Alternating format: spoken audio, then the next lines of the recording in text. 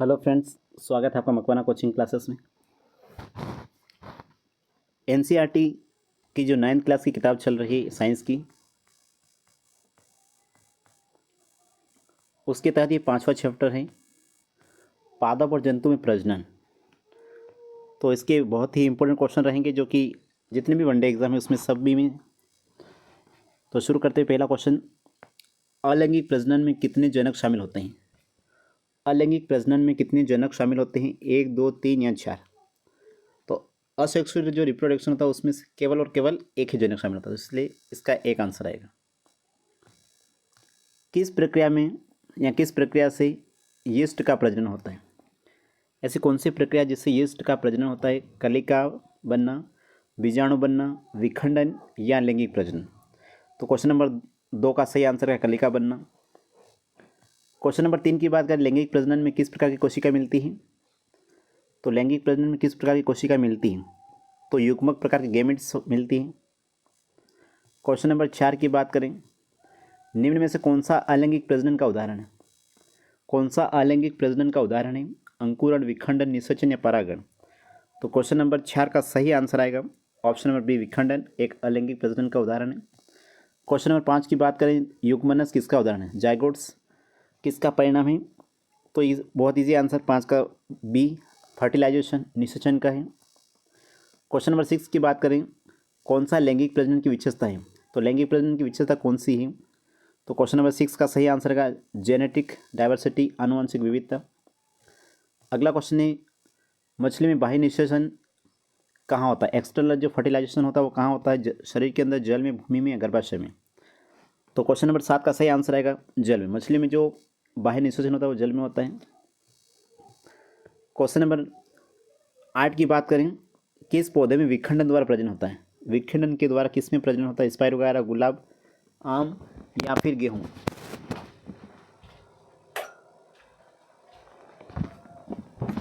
तो question number 8 का सही आंसर है स्पाइरो वगैरह में विखंडन के द्वारा प्रजनन होता है। अगला क्वेश्चन, परागण के बाद अगला चरण क्या होता है? पोलिनेशन के बाद अगला जो चरण होता है वो कौन सा होता है? क्वेश्चन नंबर 9 की बात करें तो ये होता है निषेचन, फर्टिलाइजेशन होता है। क्वेश्चन नंबर 10 की बात करें, मानव में भ्रूण का विकास कहाँ होता है? अंडाशय में, गर्भाशय में, फेलोपियन ट्यूब में, पेट में? तो क्वेश्चन नंबर 10 का बहुत ईजी आंसर है गर्भाशय में। भ्रूण का जो विकास होता है वो गर्भाशय में होता है। किस प्रजनन विधि से आनुवंशिक विविधता उत्पन्न होती है? किस प्रजनन विधि से आनुवंशिक विविधता उत्पन्न होती है? तो क्वेश्चन नंबर 11 का लैंगिक प्रजनन से ही होती है। क्वेश्चन नंबर 12 की बात करें तो किस फूल का जननांग कहाँ होता है? किसे फूल का जननांग कहा जाता है? तो क्वेश्चन नंबर 12 का बहुत इजी, पुंकेसर और अंडप को कहते हैं हम लोग। किस अंग में नर युग्मक बनते हैं? नर युग्मक किस में बनते हैं? क्वेश्चन नंबर 13 की बात करें तो वृषण में बनते हैं नर युग्मक, मेल गेमिट्स। मनुष्य में गर्भधारण की अवधि लगभग कितनी होती है? मनुष्य की बात करें तो उसमें 9 माह होते हैं। अगला, निम्न में से कौन सा यौन संचारित रोग है? यौन संचारित रोग कौन सा है? पोलियो, एड्स, क्षय रोग, मलेरिया? तो एड्स से। अगला, कलिका बनना किस में होता है? तो क्वेश्चन नंबर 16 की बात करें तो इसका सही आंसर का यीस्ट में होता है। अगला है 17 नंबर, क्लोन का निर्माण किस प्रजनन विधि में होता है? तो क्लोन का निर्माण किस प्रजनन विधि में होता है? तो क्वेश्चन नंबर 17 का सही आंसर का असेक्सुअल रिप्रोडक्शन में होता है। अगला है, पौधों में बीज का निर्माण किसके बाद होता है? पौधों में बीज का निर्माण किसके बाद होता है? तो क्वेश्चन नंबर 18 का जो सही आंसर होगा वो होता है निषेचन के बाद, फर्टिलाइजेशन के बाद ही होता है। अगला है, पुरुष प्रजनन तंत्र का बाहरी अंग कौन सा है? पुरुष के प्रजनन तंत्र का जो बाहरी अंग है वो कौन सा है? तो क्वेश्चन नंबर 19 का जो है वृषण। अगले क्वेश्चन की बात करें, निषेचन कहाँ होता है, फर्टिलाइजेशन कहाँ होता है? तो क्वेश्चन नंबर 20 का जो सही आंसर आएगा वो आएगा अंडवाहिनी में। अगला क्वेश्चन है, भ्रूण किससे विकसित होता है? भ्रूण किससे विकसित होता है? क्वेश्चन नंबर 21 की बात करें तो ये युग्मक के द्वारा होता है।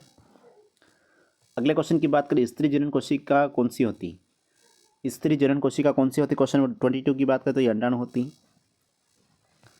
अगला क्वेश्चन, निम्न में से कौन सा अलैंगिक प्रजनन का तरीका नहीं है? निम्न में से कौन सा अलैंगिक प्रजनन का तरीका नहीं है? तो क्वेश्चन नंबर 23 का आएगा परागण, ऑप्शन नंबर सी। अगला है, क्लोन का लक्षण क्या है? तो क्लोन की बात करें तो ये समानता इसका लक्षण है। मादा जनन तंत्र का मुख्य अंग कौन सा है? तो मादा जनन तंत्र का मुख्य जो अंग है, क्वेश्चन नंबर 25 का जो सही आंसर आएगा वो होगा आएगा अंडाशय। बीजाणु किस में पाए जाते हैं? बीजाणु किस में पाए जाते हैं? गुलाब, शैवाल, स्पाइर वगैरह यीस्ट में।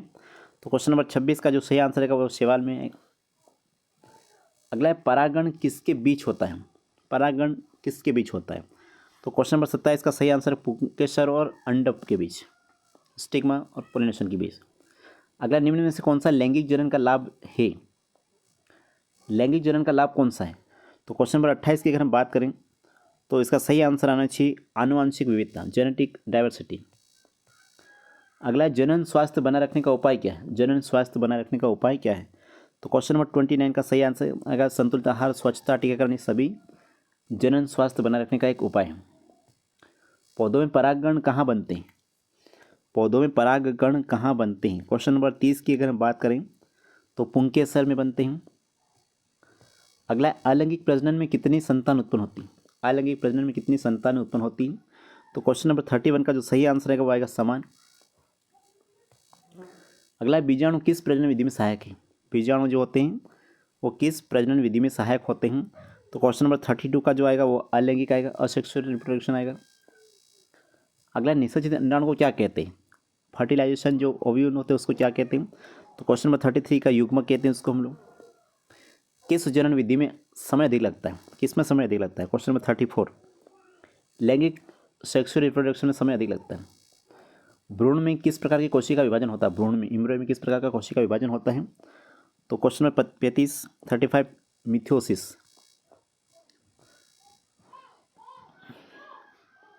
मियोसिस और माइटोसिस। तो माइटोसिस प्रकार का होता है, माइटोसिस, टाइपिंग मिस्टेक है, माइटोसिस। अगला है लैंगिक प्रजनन में संतान के गुण किससे मिलते हैं? लैंगिक प्रजनन में संतान के गुण किससे मिलते हैं? क्वेश्चन नंबर 36 की बात करें तो दोनों जनकों से मिलते हैं, एक जनक और दोनों जनकों से मिलते हैं।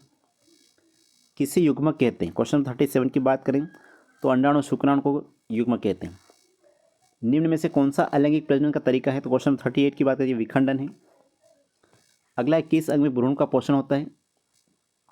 किस अंग में भ्रूण का पोषण होता है? तो क्वेश्चन नंबर 39 में होता है गर्भाशय। अगला है मानव में भ्रूण को पोषण कौन देता है? तो ये क्वेश्चन नंबर 40 की बात करिए प्लेसेंटा देता है, प्लेसेंटा। किस रोग से बचाव है तो सुरक्षित यौन संबंध जरूरी है? तो ये एड्स में।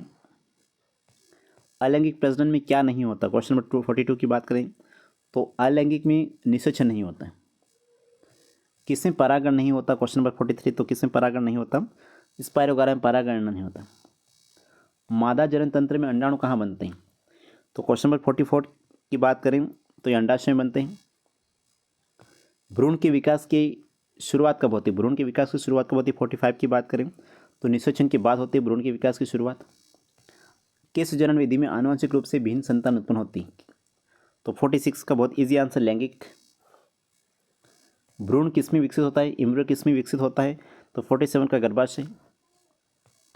परागकण किसके माध्यम से पहुंचते हैं? क्वेश्चन नंबर 48 परागकण किसके माध्यम से? तो कीट, हवा, जल सभी के माध्यम से पहुंचते हैं। किस जनन विधि में निषेचन आवश्यक नहीं होता? अलैंगिक में नहीं होता है। मानव में किस अंग से शुक्राणु निकलते हैं? बहुत इजी आंसर 50 का वृषण से। तो इस तरह से टोटल 50 क्वेश्चन थे एनसीईआरटी 9th क्लास की साइंस चैप्टर 5 जंतु उत्पादों में प्रजनन। तो आप सभी का बहुत बहुत धन्यवाद।